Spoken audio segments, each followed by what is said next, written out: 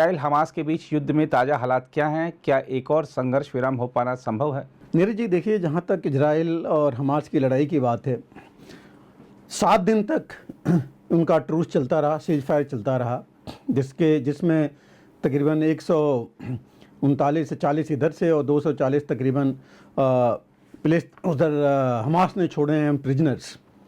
और बात फिर जो है, आपको पता है कि 4 दिन था, फिर 2 दिन बढ़ा था सीज फायर, फिर 1 दिन और बढ़ाया गया कि और ज़्यादा प्रिजनर्स की रिलीज़ होगी। और इजराइल ने पहले बोल रखा था कि हर एक 10 अगर हमास होस्टेज रिलीज़ करता है तो 1 दिन बढ़ाया जाएगा, लेकिन आगे चल कर के बात नहीं बन पाई। पूरे होस्टेजेस जो चाहते थे वो लिस्ट नहीं मिली। बाद में शायद 6-7वें दिन पता लगा कि कुछ हॉस्टेज मारे जा चुके हैं, जिसका कि हमास ने कहा कि इजराइल की बॉम्बिंग में उनकी मृत्यु हुई है। इजराइल का कहना था कि वो मारे गए हैं। इजराइल का यह भी कहना था कि पूरी लिस्ट जो आनी चाहिए थी हमास ने दी नहीं। तो ये सब दूसरी चीज़ एक और आई थी कि हमास जो है सिर्फ कुछ बूढ़ों को या लेडीज़ औरतों को रिलीज़ कर रहा था, इवन बच्चों को रिलीज़ कर रहा था, लेकिन उनके माँ बाप को रिलीज़ नहीं कर रहा था, छोड़ नहीं रहा था। और यंग जो लड़कियां हैं उनको रिलीज़ नहीं कर रहा था। तो इन सब बातों पर जो है चीज़ आके रुक गई थी बातचीत, और फाइनली दोबारा जो है लड़ाई इनकी शुरू हो गई। और जैसा कि इजराइल ने बोला था कि ये जो है बहुत भीषण लड़ाई होगी, वही उन्होंने अपना शुरू किया। एरियल बॉम्बिंग, कारपेट बॉम्बिंग जिसे कहते हैं, बिल्डिंग्स के ऊपर जहाँ भी देखा उन्होंने।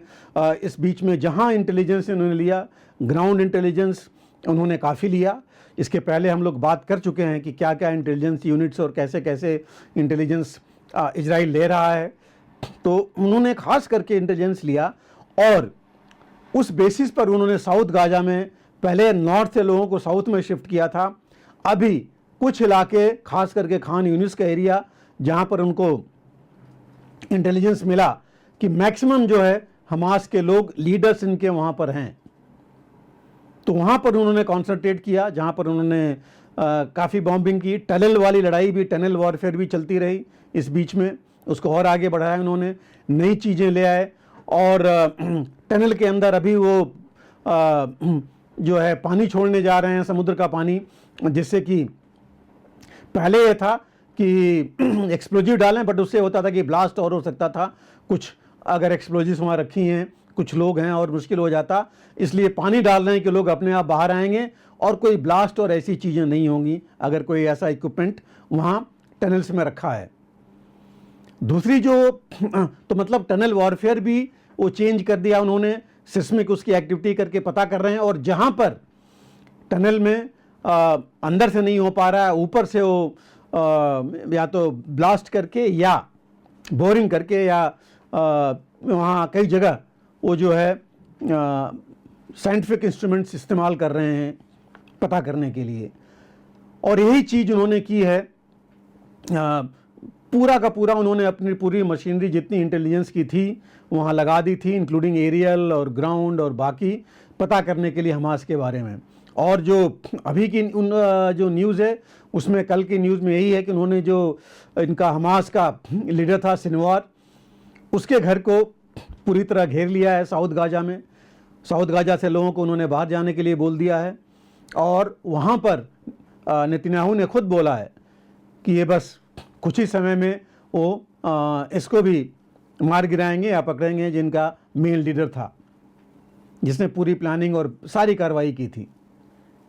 तो अभी जो है इजराइल अपने उस पर लगा हुआ है। वहाँ पर अमेरिका से उनकी बात भी हुई है, ब्लिंकन ने भी बोला हुआ है कि उनसे बात हुई है। टाइम फ्रेम उन्होंने पूछा है क्या हो सकता है, उन्होंने बताया कि भाई लोकेशन तो कहाँ पर इजराइल हैं उन्होंने बता दिया है, टाइम फ्रेम की बात हम नहीं बताएंगे। लेकिन सारी दुनिया में जो बात चल रही है वो है इजराइलियों के मारे जाने की। तकरीबन 16,000 इजराइल नहीं, पैलेस्टीनियंस के मारे जाने की। 16,000 तकरीबन से ज़्यादा बल्कि पैलेस्टीनियन मारे गए हैं, जिसमें 70% औरतें और बच्चे हैं। और अभी तक पूरा क्लियर नहीं हुआ है कि कितने हमास के लोग मारे गए हैं। इजराइल के लोगों का भी अब आ रहा है वीडियो देख करके, कितनी बेरहमी से मारा गया उनको। औरतों और बच्चों के साथ क्या किया गया। तो ये जो चीज़ें हैं वो अब सामने आ रही हैं, और इजराइल हालांकि बहुत प्रेशर था पहले कि जो है इसको छुड़ाया जाए जितने हॉस्टेजेज हैं, लेकिन हॉस्टेजेज की चूँकि डिलेमा था, लिस्ट पूरी नहीं थी, और जो ये बता रहे थे इजरायली जिनको हमास मान नहीं रहे थे, और कुछ जगह पर ये भी आया कि सारे हमास के कब्जे में नहीं है, बाकियों के में भी हैं, जैसे फ़लस्तीन इस्लामिक जिहाद है PIJ, उसके कब्जे में भी कुछ हैं। तो ऐसे करके जब उन्होंने देखा कि और कोई रास्ता नहीं है, ज़्यादा टाइम देंगे, और इजराइल डिफेंस फोर्सेज जो मिलिट्री है वो कह रही थी कि ज़्यादा टाइम देंगे तो रिग्रुप करेंगे अपने आप को हमास, और वो और ज़्यादा लड़ाई के लिए तैयारी करेंगे। तो इसलिए इन सब चीज़ों को देख करके ये युद्ध आगे बढ़ा है और बहुत तेज़ी से घातक तरीके से चल रहा है। अभी इस समय जो मुख्य चीज़ें हैं, अभी देखिए वहाँ पर अभी भी आज भी आई थिंक 57 देशों की मीटिंग है अरब कंट्रीज़ का, जिसमें बेसिक बात ये मानवीय सहायता के ऊपर है, फोकस वहाँ पर है, क्योंकि तकरीबन 20 लाख लोग जो है विस्थापित हो गए हैं, उनके पास खाने पीने पानी किसी चीज़ का फ्यूल नहीं है। इस समय ठंडा का वहाँ मौसम है, तो बहुत ज़्यादा इसके ऊपर जोर है।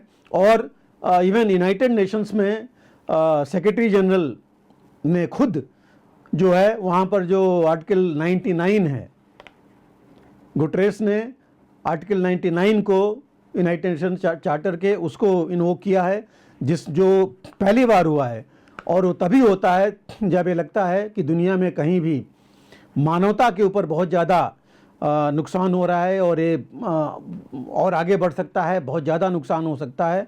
तो ये चीज़ वहाँ पर सीज फायर के लिए, वहाँ पर मानवीय सहायता के लिए उन्होंने किया है, जो सिक्योरिटी काउंसिल में जाएगा, और सिक्योरिटी काउंसिल इसको, और इसके पहले UAE और सऊदी अरेबिया भी भेज चुके हैं अपने वहाँ पर प्रस्ताव इसके बारे में यूनाइटेड नेशन सिक्योरिटी काउंसिल में।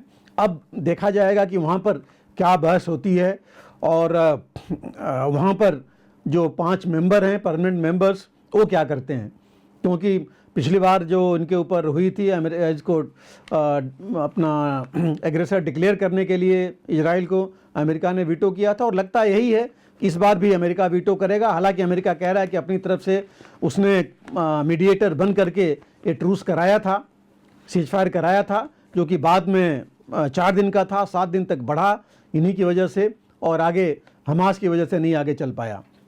लेकिन सबसे ज़्यादा जो नुकसान हो रहा है वो अगेन बाकी लोगों का हो रहा है, आम लोगों का हो रहा है, और 30 से 40% इंफ्रास्ट्रक्चर पूरा नॉर्थ गाजा का डिस्ट्रॉय हो चुका है, साउथ में भी हो रहा है, वेस्ट बैंक में भी इजरायली सेना कार्रवाई कर रही है अपनी, वहाँ भी उन्होंने तकरीबन 2 दिनों में तकरीबन 70 लोगों को पकड़ा है, जो कि हमास के सपोर्टर्स माने जा रहे हैं। हिजबुल्लाह उधर से एक्टिव है, हिजबुल्लाह के ऊपर भी काफ़ी कार्रवाई इजराइल कर रहा है। उधर यमन की तरफ से जो हुती विद्रोही हैं वो भी जो है शिप्स पर, अपनी एक और शिप को उन्होंने जो है जो रेड सी में उसको उन्होंने पकड़ा था। हालांकि 2 पकड़ी थी, पहले वाले को ऑलरेडी उसको उनसे मुक्त कर लिया गया, दूसरा भी हो जाएगा। तो एम ये है कि ये बेसिकली आप अगर देखें हमास, हुती, हिजबुल्लाह ये ग्रुप्स हैं, और ये सारे के सारे टेररिस्ट ग्रुप्स हैं, इनके ऊपर कोई इंटरनेशनल कायदा कानून लागू नहीं होता। तो ये लड़ाई जो है अब एक अलग लड़ाई बन के रह गई है, जो कि 2 सेनाओं के नहीं, एक सेना और दूसरी इन ग्रुप्स के बीच में है, और इनकी बैकिंग हम देख रहे हैं। हालांकि अब अगर देखा जाए धीरे धीरे तो जितने इस्लामिक स्टेट हैं, अरब देश हैं, सब जो है हमास को सपोर्ट नहीं कर रहे हैं, कुछ ही रह गए गिने चुने। बाकी देश पैलेस्टीन को सब सपोर्ट कर रहे हैं, बाहर भी। इनफैक्ट स्पेन ने तो ये बोला है कि वो रिकॉग्नाइज करेगा पैलेस्टीन को एज ए स्टेट, दो कि अभी उनके पास हर एक इंफ्रास्ट्रक्चर नहीं है अभी, तब भी। तो पैलेस्टीन के साथ में है सभी, लेकिन हमास के साथ में मुझे लग रहा है गिन चुन करके ईरान और उसके साथ जो 2-4 लोग सपोर्ट करते हैं, कुछ कंट्रीज़ वही हैं।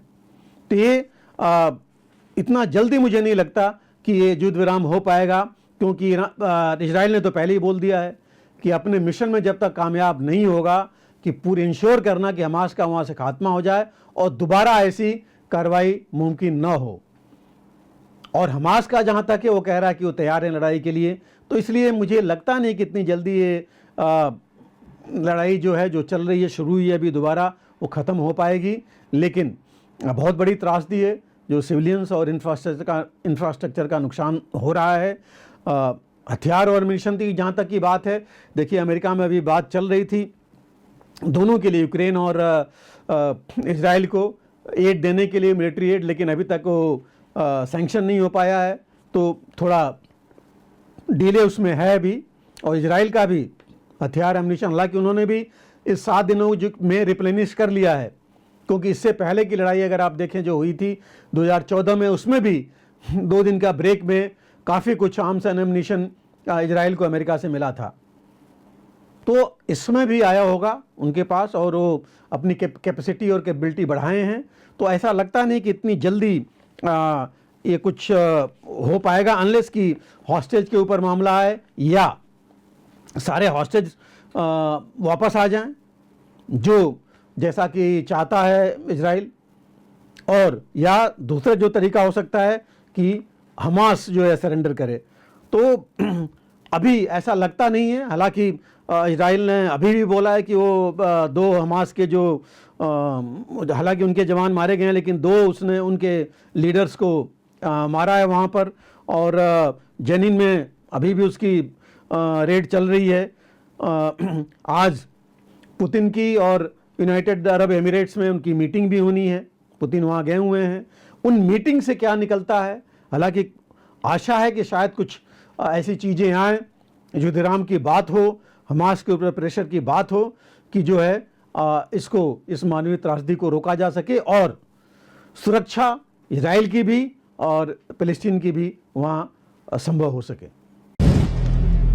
अगर आप भी लेना चाहते हैं देश दुनिया की तमाम जानकारी तो आज ही सब्सक्राइब करें हमारे चैनल को। साथ ही नीचे दिए बेल आइकन को जरूर दबाएं ताकि हर अपडेट आप तक पहुंच सके।